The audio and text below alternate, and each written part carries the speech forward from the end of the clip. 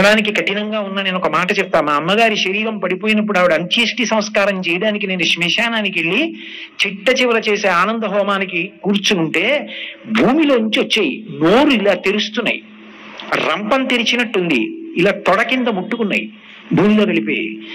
నేను ఉలిక్కి పడి వాటిని చూసి ఏమిటి ఇన్నొస్తున్నాయి భూమిలోంచని ఆ పూజ చేయిస్తున్న పురోహితుడి వంక చూశాను. ఆయన అలా ఎన్నో ప్రేతాలకి చేయించాడు కదూ. ఆయన నాతో ఓ మాట అన్నాడు, భయపడకండి, అవి భూమిలోంచి వచ్చి ముట్టుకుంటాయి. చైతన్యం ఉంది, ప్రాణం ఉన్నది అంటే వాటికి తెలుసు, వెళ్ళిపోతాయి భూమిలోకి. చైతన్యము లేదు, ప్రాణం పోయింది, అరగంటలో ముక్కలు కొట్టేస్తాయి. కాబట్టి బెంగ పెట్టుకోకుండా వెళ్ళిపోతాయి, మిమ్మల్ని ఏం చేయవన్నాడు. అది పరమేశ్వరుని యొక్క సృష్టి. చిజ్జడ గ్రంథి, ఆ శరీరంలోంచి ఈశ్వరుడు ఇక్కడ ఉంటాడు. నీవారస్సూకవత్తన్వి పీతాభాస్వత్యనూపమా. మళ్ళీ వెనక్కి రండి. ఆయన ఉన్నాడని గుర్తేమిటో తెలుసా? గంట మోగుతూ ఉంటుంది. అనాహతము, అది ఒకరి చేత ఆపబడే గంట కాదు. దేవాలయంలో అయితే రాత్రి ఏకాంత సేవ తర్వాత గంట కట్టేస్తారు స్తంభానికి లాగి, ఇక మోగకుండా. ఈ గంట ఎవరు ఆపలేరు. ఓ చెయ్యి చాలా కష్టపడ్డావు, కాసేపు అలా కదలకుండా ఉండు అనొచ్చు. ఓ జీర్ణశక్తి చాలా కష్టపడ్డావు, ఇవాళ ఉపవాసం చేస్తాను, ఏం వెయ్యను లోపల, విశ్రాంతి తీసుకో. ఓ గుండె చాలా కాలం కష్టపడ్డావు, ఓ అరగంట విశ్రాంతి తీసుకో అని నేను అనకూడదు. అది అలా నేనన్నా వినదు. ఒకవేళ ఓ గుండె పొరపాటున ఆగిపోకు అని నేను చెప్పినా అది వెళ్ళిపోవాలనుకుంటే రాగదు, అది ఉండదు. 1,000,000 మంది వైద్యులు కూడి వచ్చిన కానీ మరణమయ్యేది వ్యాధి మాన్పలేరు. వైద్యులు నన్ను క్షమించెదరుగాక. ఆయన వెళ్ళిపోవాలని శాసనం చేశాడా?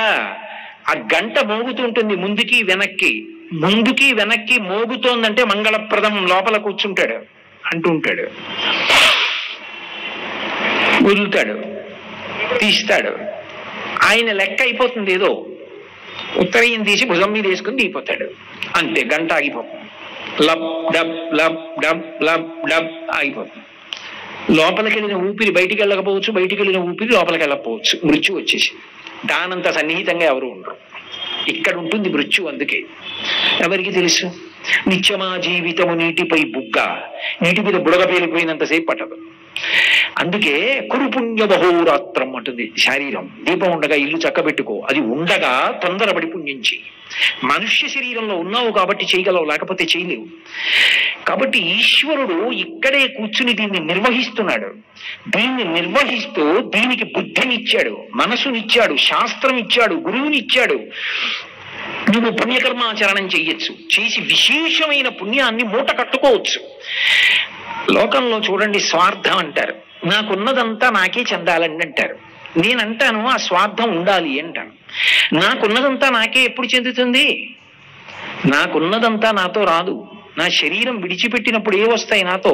కింవానేన ధనీన వాజికరి విప్లప్తేన వజ్జేన కిం కింవా పుత్ర కళత్ర మిత్ర పశుభిర్దేహేన గేహేన కిం జ్ఞాతైతక్షణ భంగురం సపతిరోత్యత్యం మనోదూరత స్వాత్మార్థం గురువక్యతో భజ భజ శ్రీపార్వతి వల్లభం అంటారు శంకర భగవత్పాదులు.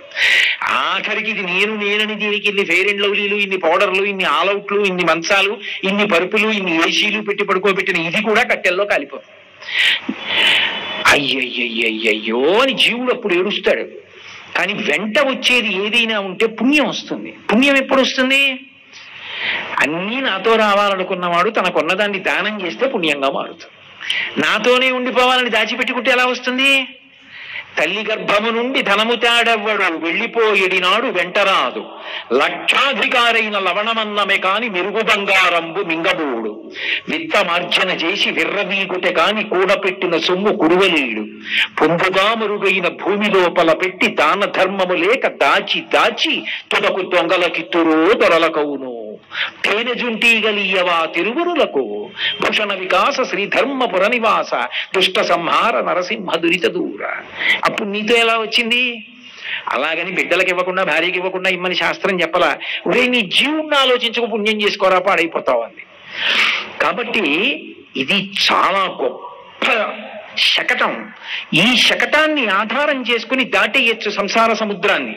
దీన్ని ఆధారం చేసుకుని, అందుకే మీరు చూడండి దీని గొప్పతనం ఎక్కడుంది అంటే, గత జన్మలలో ఈ శరీరంతో ఏవో తప్పులు చేసి నేను ఉంటాను, మళ్ళీ ఈ శరీరంతో దాన్ని దిద్దుకోవాలి. ఒకప్పుడు తప్పు చేశాను, ఇప్పుడు దీనుడికి ఉపకారం చెయ్యి.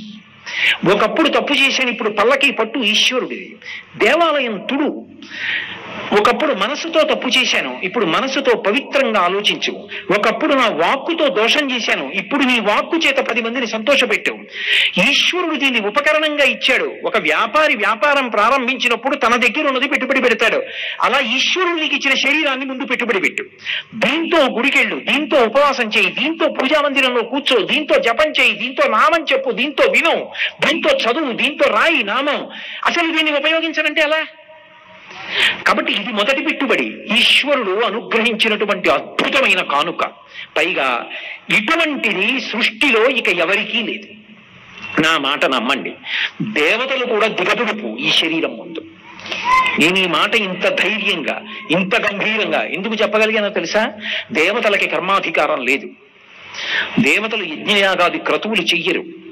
ఆత్మవిచారణ ఒక్కటే దేవతలు చెయ్యవచ్చు. అందుకే దేవతా పదవులలో ఎంతకాలం ఉంటారంటే పుణ్యం ఖర్చు అయ్యే వరకు ఉంటారు.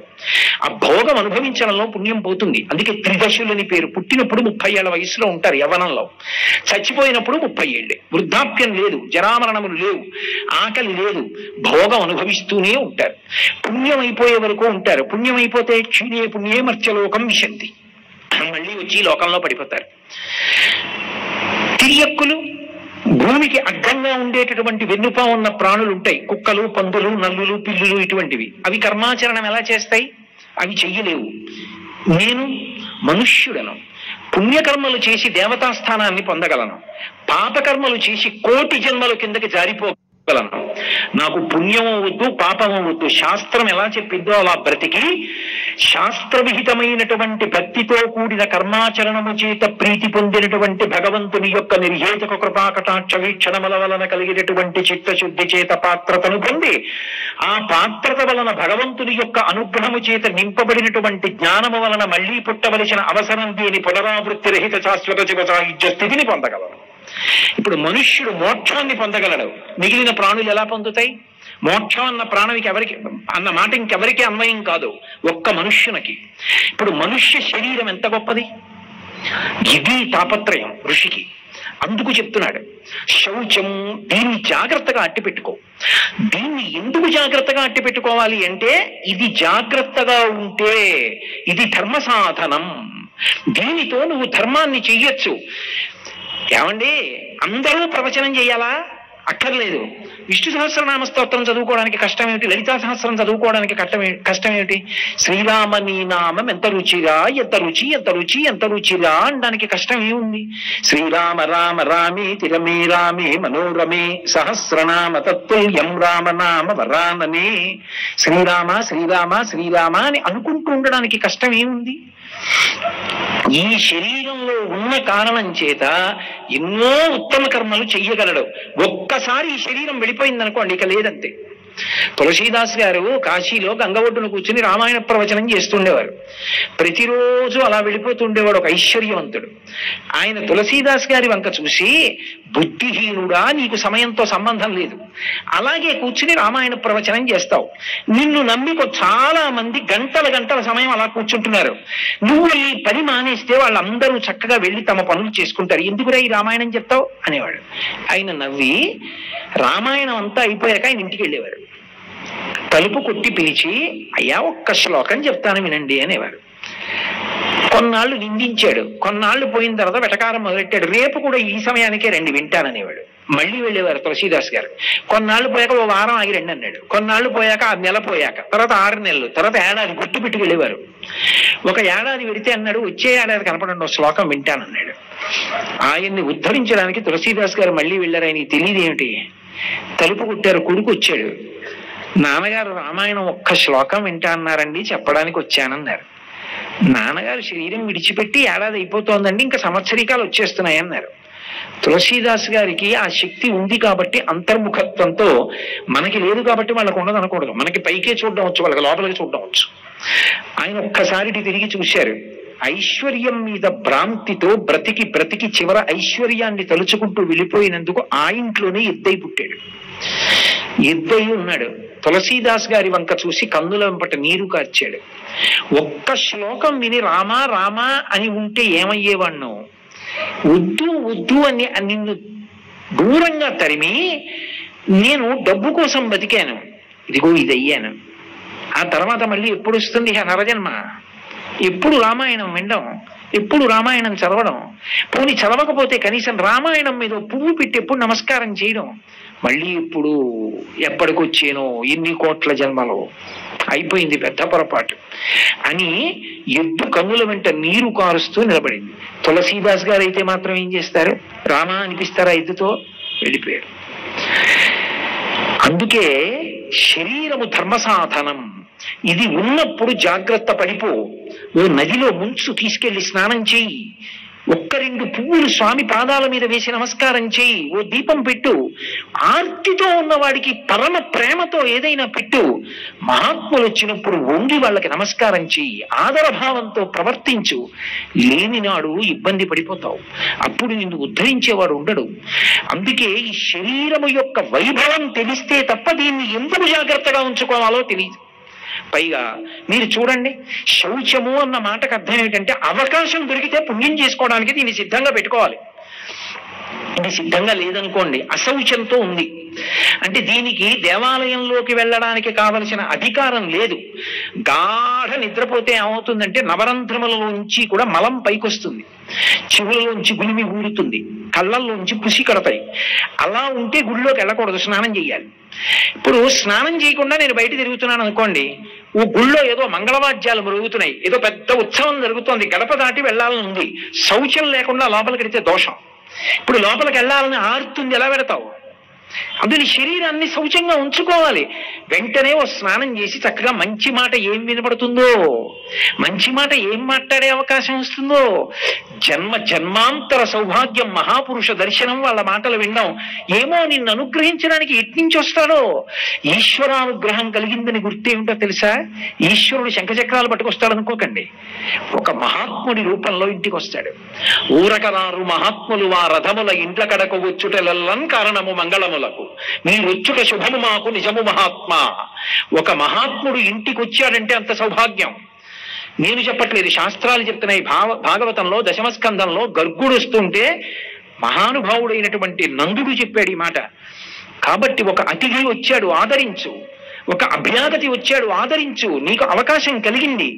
ఈ శరీరము యొక్క వైభవాన్ని తెలుసుకోకపోతే దీన్ని శౌచంతో ఉంచుకోవడం సాధ్యం కాదు. బాహ్య శౌచము, దీనికి చక్కగా శౌచం ఉంచడం అంటే స్నానాదులు చేయడం. అయితే మీరు నన్ను ఒక ప్రశ్న అడగచ్చు, ఏమంటే మీరు ఇలాగే చెప్తారు కానీ జ్వరం వస్తే? నేను ఆచారకాండ మీద ఉపన్యాసం చెప్పినప్పుడు వేదంలో ఆచారకాండ ఏం చెప్పిందో 10 మాటలు చెప్పాను. శాస్త్రం ఇప్పుడు కఠినంగా మాట్లాడదు. నీకు అప్పటికప్పుడు ఒక అవకాశం వచ్చింది, స్నానం చేసి లేవు, వదులుకోవద్దని చెప్పి, గోవిందా గోవిందా గోవిందా అనుకుని వెళ్ళు. గోవిందేతి సదా స్నానం, గోవిందనామని చెప్తే స్నానం చేసేసినట్టే. ఎప్పుడు స్నానం మానేసి గోవిందనామని చెప్పని కాదు నా ఉద్దేశం. స్నానం చేసి కాసేపు పడుకుని లేచి అనుకోకుండా ఒక మహత్తరమైన అవకాశం వచ్చింది, అప్పుడు స్నానం చేయడానికి వెడితే ఈలోగా అవకాశం పోతుంది. అప్పుడు గోవిందా గోవిందా గోవిందా అనుకుని వెళ్ళు. గోవిందా గోవిందా గోవిందా అనక్కర్ల, గోవిందా అని చాలు. అందుకే స్నానం కాకి స్నానం అంటారు. ఉత్తి స్నానం చేస్తే భగవన్నామని చెప్తూ స్నానం చేయాలి. అందులోకి ఏదో గంగే యమునే చైవ గోదావరి సరస్వతి నర్మదే సింధు కావేర్యౌ జలేస్మిన్ సన్నిధిం కురు ఆయాంతు స్నానం ద్రవ్యాన్ని చ సంప్రోక్ష్య. పూనివన్నీ చెప్పకపోయినా రామ రామ రామ అంటూనో, కృష్ణ కృష్ణ కృష్ణ అంటూనో స్నానం చెయ్యాలి. చేస్తే శరీరమునకు శౌచం కలుగుతుంది. జ్వరం వచ్చిందండి, తలస్నానం చేయకు, కంఠం వరకు చెయ్యి. కంఠం వరకు కూడా చేయలేనండి, నడుము దగ్గర నుంచి చెయ్యి. నడుము వరకు కూడా చేయలేనండి, కాళ్ళు కడుక్కో. కాళ్ళు కూడా కడుక్కోలేనండి, విభూతి చల్లుకో. విభూతి కూడా చల్లుకోలేనండి, గోవిందనామని చెప్పు. అది కూడా చేయలేనండి, స్పృహ తప్పిపోయి ఉన్నాను, కొడుకు చేస్తే సరిపోయింది. వాడు చేయడండి, నీ కర్మ, అలాంటి కొడుకుని కర్మ. అంతకన్నా ఇంకా చెప్పడానికి ఏముండదు. గత జన్మలలో పాపం తీసేయడానికి వాడు రాక్షస రూపంలో కొడుకుగా వచ్చాడని సంతృప్తి పడిపోవాలి. కాబట్టి కొడుకు ఎందుకు ఉండాలని కోరుకుంటారంటే అందుకు. ఇన్ని అవకాశాలు ఎందుకు కల్పించింది అంటే శౌచాన్ని నిలబెట్టుకోమంది శాస్త్రం. అభ్యంతర శౌచం అని ఒక మాట. అభ్యంతర శౌచం అంటే లోపల శౌచంతో ఉండడం. లోపల శౌచం అంటే పైకి చాలా అందంగా చక్కగా స్నానం చేసి చక్కగా విభూతి పుండ్రాలు పెట్టుకుని, బొట్టు పెట్టుకుని, ఏదో పెద్ద అంచు పంచోటు కట్టుకుని, రాల్చి వేసుకుని, మెడలో పూలదండ వేసుకుని, నాలా మైకి దగ్గరికి కూర్చుని ఉపన్యాసాలు చెప్పేస్తే అభ్యంతర శౌచం ఉన్నట్టే నాకు కాదు. అభ్యంతర శౌచం ఉన్నది అని ఎప్పుడు చెప్తారంటే మనసు యందు కొన్ని కళ్యాణ గుణములను ప్రయత్నపూర్వకంగా తెచ్చుకోవాలి. అసహనము తగ్గించుకుని ఓర్పు పెంచుకోవాలి. ఓర్పు ఎందుకు పెంచుకుంటారు? అసహనం ఎందుకు వస్తుంది? ఓర్పు ఎందుకు పోతుంది? ఓర్పు పోయిందంటే కోపం వస్తుంది. ఎందుకు వస్తుంది? వాడు తప్పు చేశాడు. మంచిదే, వాడు తప్పు చేశాడు, నువ్వు కోప్పడుతున్నావు. వాడు తప్పు చేశాడు, కోప్పడుతున్నావు. నువ్వు ఎప్పుడూ తప్పు చేయకపోతే కోపం. అయ్యో నేను తప్పు చేయకపోవడం ఏంటంటే ఏదో తప్పు చేశాను, అయితే కోప్పడకు. మరి ఎలా దిద్దాలి? ప్రేమతో దిద్దు. ప్రేమతో దిద్దినది శాశ్వతమైన దిద్దుబాటు. కోపంతో దిద్దింది ప్రమాదం. అది జరుగుతుందని నమ్మకం లేదు. అసలు కోపం తెచ్చుకోవడానికి నాకున్న అధికారం ఏమిటి? విచారణ చెయ్యాలి. నేనే తప్పు చేయలేదా అవతల వారి మీద కోప్పడడానికి? మంగళప్రదమైన గుణములను లోపల ప్రయత్నపూర్వకంగా తెచ్చుకుంటే ఎప్పుడూ మంచి విషయాలు ఆలోచిస్తుంటాడు. మీరు ఈ విషయాన్ని బాగా గుర్తుపెట్టుకోండి. మీరు ఒక మంచి పుణ్యం చేశారండి అన్నాను అనుకోండి, ఆయన చాలా పుణ్యాత్ముడండి, ప్రతిరోజు 10,000 మందికి అన్నం పెడతాడండి ఆయన అన్నాను నేను. 10,000 మందికి అన్నం పెడతాడండి అని నేను అన్నప్పుడు 10,000 మందికి అన్నం పెట్టడానికి కావలసినంత ద్రవ్యాన్ని ఆయన ఖర్చు పెడుతున్నాడా, పెట్టట్లేదా? అంత ద్రవ్యాన్ని ఖర్చు పెట్టకుండా ఆయన దాచుకోవచ్చు కూడా. ఆయనకి ఖర్చు పెడదాం, ఆకలి ఇంత బాధాకరంగా ఉంటుంది, ఈశ్వరుడు నాకు ఐశ్వర్యం ఇచ్చాడు, నేను ఒక్కడిని తినడం కాదు, నాకున్న ఐశ్వర్యానికి రోజుకి 10,000 మంది అన్నం తింటే అంతకన్నా నాకేం కావాలి అని అన్నం పెట్టాడు అనుకోండి.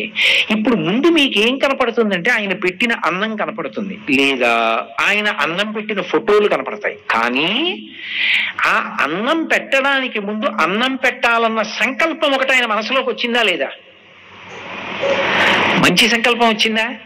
అన్నం పెట్టాలన్న సంకల్పం రావాలి అంటే ఆ సంకల్పం ఏర్పడడానికి కావలసిన సద్బుద్ధి లోపలికి వెళ్ళిందా లేదా? సద్బుద్ధి ఎందుకు వస్తుంది? మీరు తలుపులు తెరిచినప్పుడు లోపలికి ఏ వస్తాయో దాన్ని బట్టి ఆ బుద్ధి వస్తుంది. కన్నులు ఉన్నాయని చూడకూడనివన్నీ చూస్తున్నాను అనుకోండి, మనసు ఉద్వేగపడుతూ ఉంటుంది. చెవులు ఉన్నాయని వినకూడనివన్నీ వింటున్నాను అనుకోండి, మనసు ఉద్వేగపడుతూ ఉంటుంది. చర్మం ఉంది కదా అని ముట్టుకోకూడనివన్నీ ముట్టుకుంటున్నాను అనుకోండి, మనసు ఉద్వేగపడుతూ ఉంటుంది. కన్నులు ఉన్నాయి కాబట్టి మంచి విషయం చూస్తున్నాను అనుకోండి, మంచి విషయం లోపలికి వెళ్ళి మనసు సద్బుద్ధితో చక్కగా నిలబడుతుంది.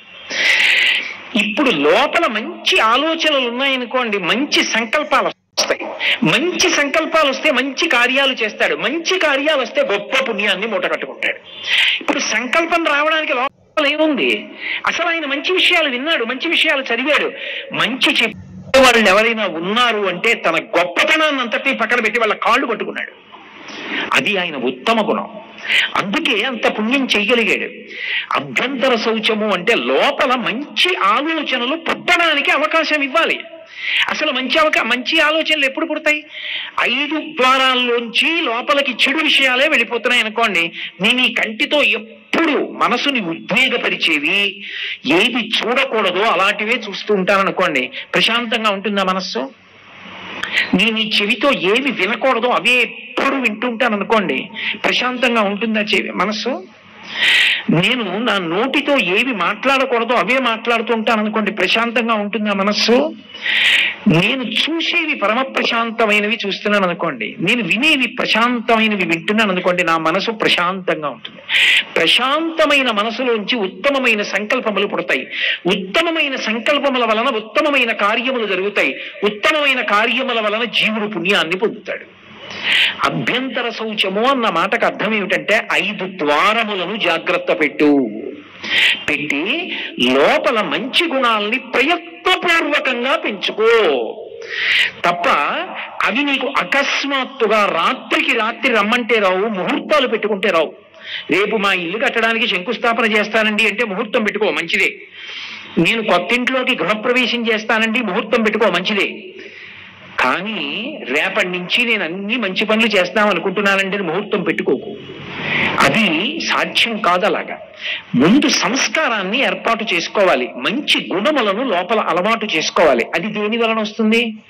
సత్సంగం వల్ల వస్తుంది. మంచి పుస్తకాలు ఇంట్లో పెట్టుకో, మహాత్ములు రాసినటువంటి పుస్తకాలు చదువు, వాళ్ళ యొక్క మాటలు వింటుంటే, వాళ్ళ పుస్తకాలు చదువుతుంటే నీ మనసు ప్రశాంతంగా ఉంటుంది. నువ్వు ప్రశాంతంగా ఉంటే నీ చుట్టూ ఉన్న వాళ్ళందరూ ప్రశాంతంగా ఉంటారు. పరహితము చేయునెవ్వడు పరమహితుండగును భూత పంచకమనకు ధర్మం పరహితమే పరమధర్మము, పరహితునకు నిధులు లేదు పర్వేందుముఖి అంటాడు శివుడు పార్వతీదేవితో భాగవతంలో.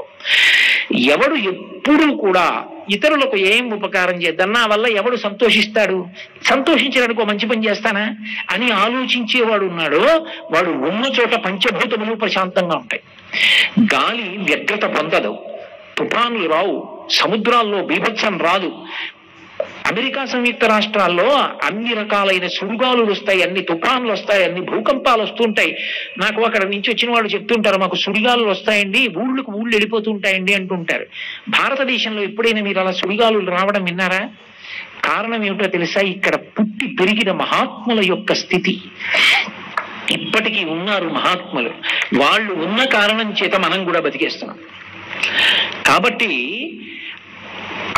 అభ్యంతర శౌచము అంటే లోపల మంచి గుణములను ప్రయత్నపూర్వకంగా ఏర్పాటు చేసుకోవాలి. చిత్రం ఏమిటంటే అభ్యంతర శౌచం మనిషికి బాగా పెరిగిపోయిందనుకోండి, బాహ్య శౌచాన్ని కూడా ఈశ్వరుడు పట్టించుకోడు. అసలు బాహ్య శౌచం గురించి పట్టించుకోవడానికి అతనికి కూడా అవకాశం ఉండదు.